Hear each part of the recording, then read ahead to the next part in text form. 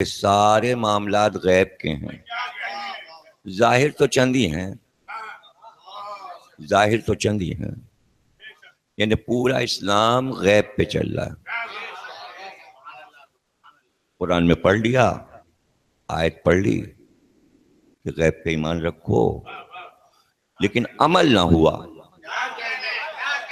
عمل نہیں ہو سکا، اس لیے کہ اللہ بھی غیب میں ہے، توحید بھی غیب میں، اور نبی بھی غیب میں، اور امام بھی غیب میں، سب غیب میں، فرشتے بھی غیب میں، اور جہاں جانا ہے جنت وہ بھی غیب میں، حوریں بھی غیب میں، غلمان بھی غیب میں، یعنی کوئی چیز دین کی اس وقت حاضر نہیں ہے، سب غیب میں ہے۔ تو انہوں نے کہا ٹھیک ہے بھائی، غیب مانو، اللہ مانو، جنت مانو، فرشتے مانو، ایمان سب پہ لاؤ، لیکن کام سارے ظاہر والے ہوں گے۔ اللہ تو غائب ہے اور حاکم ہے، تو ایسا حاکم بناؤ جو نظر آئے۔ تو آدھا غیب اللہ سے لے لیا، مان لیا، اور ظاہر جتنا تھا وہ اپنا بنا لیا۔ اچھا جب بنا لیا تو بنا لیا، پھر وہ ٹکڑوں میں بٹ گیا۔ پہلے تک تو یہ تھا کہ سب کے لیے ایک، پھر ٹکڑوں میں بٹ گئے، پتہ چلا اب تمام مسلمانوں کے 57 ملک ہو گئے، اور سب کا حاکم الگ الگ۔ اب یہ ایک نہیں ہو سکتے، یہ ایک نہیں ہو سکتے، اس لیے کہ وہ خواہش جو پیدا کرائی گئی تھی بعد نبی، ہر انسان کے کان میں پھونک دیا گیا تھا، تم بھی حاکم بن سکتے ہو، تم بھی حاکم بن سکتے ہو، تم بھی۔ اب حاکم بننے کے لیے الگ الگ زمینیں چاہیے، تو ایک ایک ملک میں 4 بنا لو تاکہ حاکم الگ الگ ہوں۔ تو جھگڑا جو ہے وہ حاکمیت پر چلے جا رہا ہے، چلے جا رہا ہے۔ اب لوگوں کو، بچوں کو نہیں معلوم، یہ بات تو ہو گئی 71 کی، 70 اور 71 کی بات ہے، تو کتنے برس ہو گئے؟ ظاہر ہے بچوں کو نہیں پتا، اور پڑھیں گے تو شاید کچھ پتا چل جائے، لیکن اتنا کوئی نہ سمجھائے گا جتنا میں سمجھائے دے رہا ہوں کہ بھائی ایک ملک بنا تھا پاکستان، ہندوستان سے الگ ہو کے، 2 قومی نظریے پر، ان کا کلچر اور ان کی تہذیب اور ہمارا معاملہ الگ، ان کی کتاب اور ہماری کتاب اور، ان کا اللہ اور ہمارا اللہ اور، ان کے بھگوان اوتار ایشور اور ہمارے سرکار نبی سب الگ الگ، تو ہم ساتھ نہیں رہ سکتے، اس لیے ہم ایک ملک بنائیں گے۔ اب جانے انگریز نے کیا کیا اور کیسے کیا، وہ تو سیاسی معاملات ہیں، ان کا جہاں جہاں مسلمان زیادہ ہوں وہ سب ایک ملک ہو جائے اور ہندو ایک طرف ہو جائے۔ ان کا بھئی کہاں کہاں مسلمان زیادہ، انہوں نے کہا ادھر ہیں، پنجاب میں ہیں اور سندھ میں ہیں اور بلوچستان میں اور سرحد میں، اور کہاں ہے، اور وہاں بنگلہ دیش میں۔ ان کا تو پھر کیا کریں، ان کا پھر 2 حصوں میں، آدھا پاکستان ادھر آدھا ادھر، تو اس طرح پاکستان مشرق و مغرب بن گیا۔ ابھی دنیا میں پہلی بار ایک ملک بنا اور کسی نے یہ سوال نہیں اٹھایا اپنی عقل و ذہانت سے کہ بھائی مشرق و مغرب میں ملک نہیں ہوتا کہ آدھا وہاں ہو اور آدھا وہاں ہو، بس جو مل رہا ہے اپنا ٹھیک ہے، ہو گیا، آدھا وہاں آدھا یہاں۔ اب یہ آدھا آدھا ایک رہ کیسے سکتا تھا؟ نفسیاتی چیز تھی، میں ان کا نہیں ہم چلا لیں گے اور ہو جائے گا، جہاز کے اڑ کے جائیں گے، ادھر کا جہاز ادھر آ گیا، ادھر کا جہاز ادھر چل، ابھی تو بیچ میں تو ایک دوسرا ملک ہے جس سے ہو کے جا رہے ہو، وہ جانے دے گا ادھر سے ادھر؟ نہیں، کچھ سوچا ہی نہیں، آدھا ادھر آدھا ادھر۔ بھائی تو ایک تھا، دونوں کا نام پاکستان تھا، پھر یہ 2 کیوں ہو گیا؟ کیونکہ بچوں کو نہیں معلوم، اس لیے میں بتا رہا ہوں، اب بڑوں کو معلوم ہو تو معلوم ہو، مجھے نہیں معلوم۔ جب ایک تھا اور دونوں کا نام پاکستان تھا تو یہ دونوں الگ کیسے ہو گئے؟ کیا وجہ ہو گئی؟ بھائی جھگڑا حاکمیت پہ ہو گیا. ان کی تھی اکثریت، بنگالی وزیر اعظم نے ووٹ زیادہ لے لیے اور ادھر کے وزیر اعظم کے ووٹ کم تھے. تو اب دونوں کا وزیر اعظم بنگالی ہوتا، یہاں کا بھی اور وہاں کا بھی. تو یہاں والے جس کو کم ووٹ ملے تھے اس نے کہا نہیں بھئی ہم تو وہاں والے کو نہیں بننے دیں گے. تو پھر کیا ان کا تو آپ ادھر وزیر اعظم رہیے، ہم ادھر ہیں. کہا یہی جاتا ہے. مجھے نہیں معلوم کہ اندر کے کیا معاملات ہیں، مجھے نہیں پتا. اس طرح ایک اور ملک میں دو ملک بن گئے، ایک ادھر ہو گیا ایک ادھر ہو گیا. اس کا نام بنگلہ دیش ہو گیا، اس کا نام پاکستان رہا.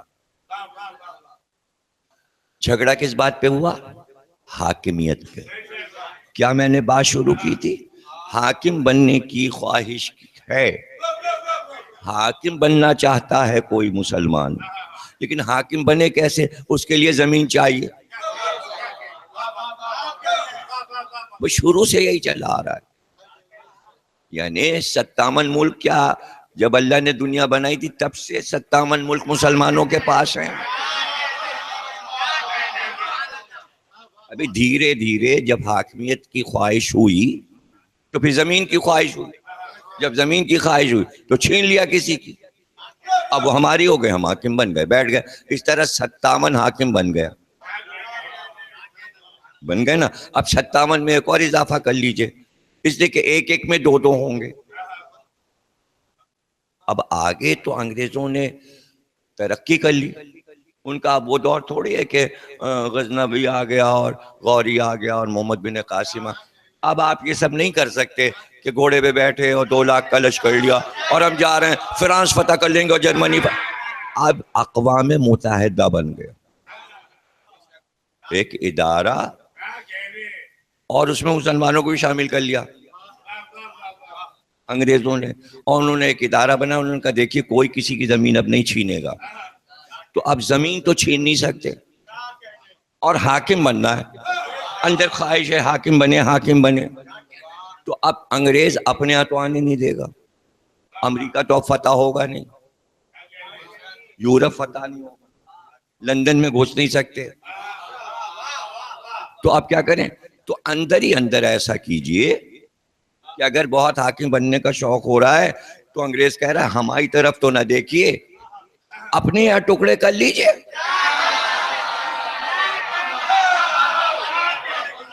دیکھیے انٹرنیشنل سیاست آپ کو میں نے 10 منٹ میں آسانی سے سمجھا دی. یہ سمجھائے بغیر میں تاریخ اسلام کیسے سمجھاؤں آپ کو؟ تو آپ کیا ہوا؟ انہوں نے کہا ایسا کیجئے، دیکھیے بھئی بات یہ ہے کہ یہ پوری مملکت اسلامی پہ ترکی کا قبضہ ہے. اس کا نام ہے سلطنت ترکیہ. کوئی حاکم ہی نہیں ہے، بس وہ بادشاہ بیٹھا ہوا ترکی کا.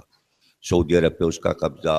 اور انگریزوں نے کہا دیکھیے اگر آپ لوگوں کو خواہش ہے حاکم بننے کی تو بادشاہ کو ہٹائیے، یہ سلطنت ختم کیجئے بادشاہ کی، اس کے بعد اپنی زمینیں بانٹ لیجئے.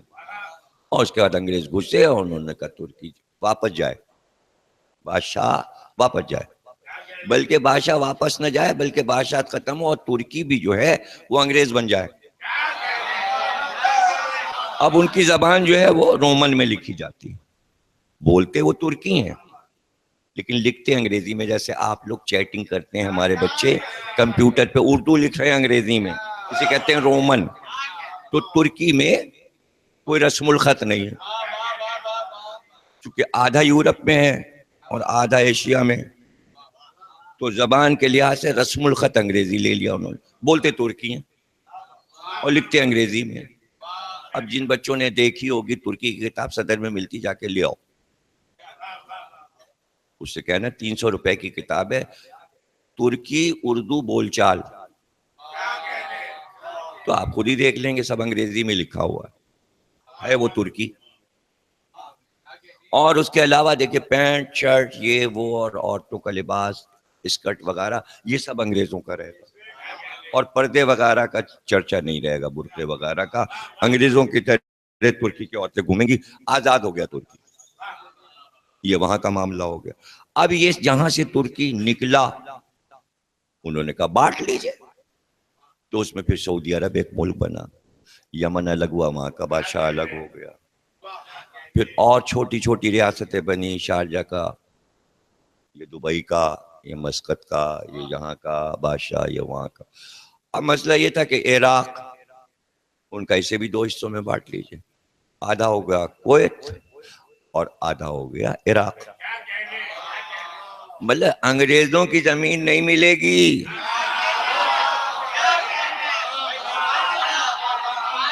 اپنے ہی میں بانٹ بوٹ کر لو، ہے نا؟ کہ بھئی ایک بنگال کا وزیر اعظم اور ایک اس پاکستان کا وزیر، تو یہ نہیں ہوگا کہ انگریز کہیں کہ بھئی ایک ادھر آ جائے، امریکہ میں زمین لے لے، یہاں کا وزیر اعظم بن جائے، نہیں، اپنے یہاں خود ہی حساب کر لیجئے، بانٹ لیجئے، تو ان کا آدھا ادھر کا ادھر رہنے دو، آدھا ادھر کا۔ یہ سب فیصلے کون کر رہا ہے؟ انگریز۔ خواہش دل میں پیدا ہوئی مسلمانوں کے بعد نبی کہ ہر مسلمان بادشاہ بن سکتا ہے۔ یہ ضد کس سے تھی کہ بادشاہ بن سکتا ہے؟ ضد ایک انسان سے تھی، علی سے۔ اس کے نتائج سامنے آ رہے ہیں۔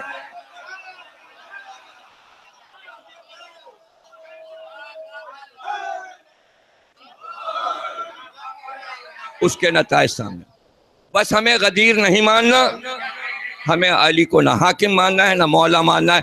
علی آپ گھر میں بیٹھ جائیے، خاموش ہو کے بیٹھیے، یہ مسائل ہم چلائیں گے، اس لیے کہ آپ ہو غیب والے لوگ، ہمیں ظاہر سب کچھ چاہیے۔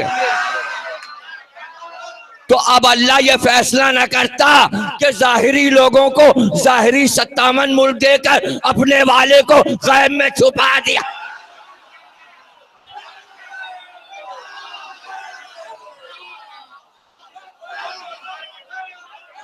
جب آپ کو غیب چاہیے ہی نہیں،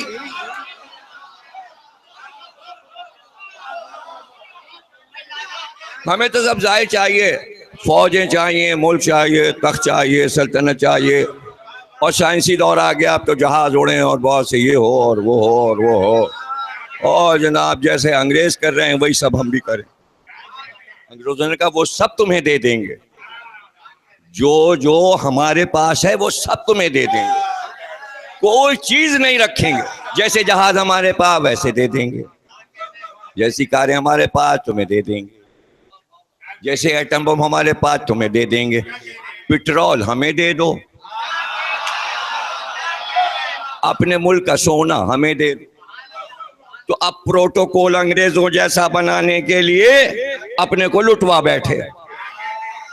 ظاہر چاہیے تھا نا، اللہ کہہ رہا تھا تقوی اختیار کرو سب مل جائے گا، اور جو تقوی والا تھا امام المتقین اسے گھر پہ بٹھایا،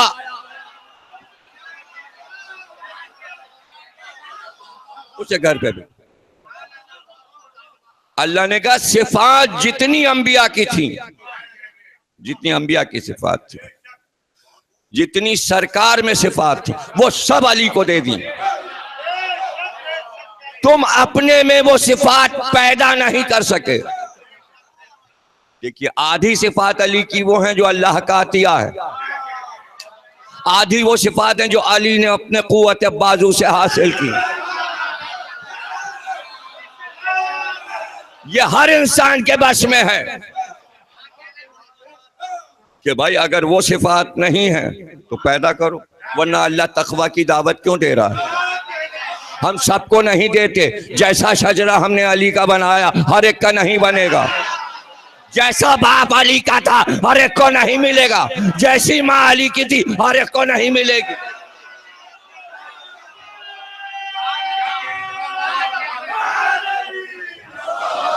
میں کچھ کہنا جا رہا ہوں، اس وقت سب مدہوش تھے اور سب کو ظاہری خلافت اور تخت و حکومت چاہیے تھی،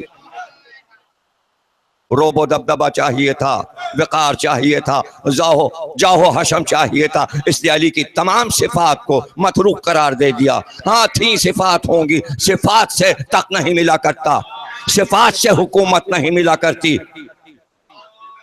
پھر کہے سے ملتی ہے؟ عوام اس پہ راضی ہوں. علی پہ عوام نہیں راضی تھے، نہیں تھے. صفات سے کچھ نہیں ہوتا، یعنی صفات کی تردید کر دی عوام نے، اس لیے کہ ان کے مزاجوں میں ڈال دیا گیا تھا حاکم آپ بھی ہو سکتے ہو، آپ بھی ہو سکتے ہو، آپ بھی ہو سکتے ہو. اتنی ہوس بڑی کہ اب 57 ملک ہیں. سوال یہ کہ یہ نعرہ کیوں لگتا ہے؟ اللہ ایک، رسول ایک، کتاب ایک، رک گئی بات، سب ایک، دین ایک، اللہ ایک، کتاب ایک، نبی ایک، ملک 57. 57 ملک ہونا اس بات کی دلیل ہے کہ خواہش حکومت مسلمانوں میں ختم نہیں ہو رہی، اور بغیر صفات کے چاہیے. تو جناب علی چپ بیٹھ گئے. ان کا ٹھیک ہے صفات پہ نہیں دے رہے، ووٹ پہ دے رہے ہو،